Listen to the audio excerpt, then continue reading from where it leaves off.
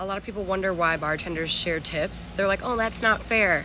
Can I just tell you about how cutthroat bartenders can be when you don't share tips? I used to work day shift at this bar, and part of the reason that I ended up quitting is because of this other bartender.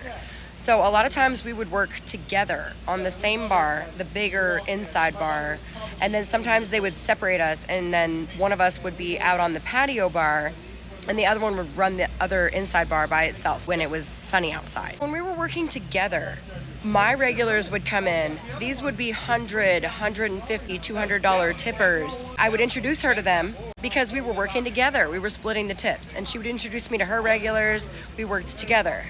Then when we got split up and she would work the outside bar, I'd work the inside bar, her bar would be wrapped, okay, full, like maybe 2 seats open.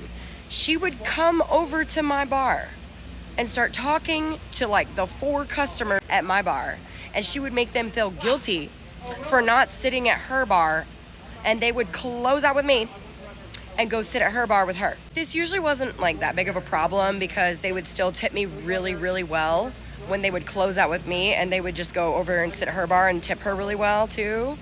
No problem, right?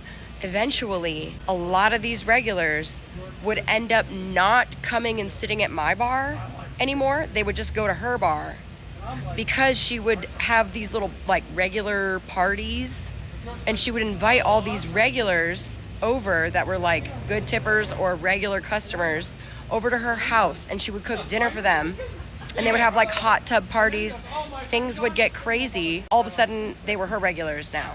I had to leave. I couldn't deal with that. I found that the places that split tips between all of the bartenders is a much better work environment and much less cattiness going on.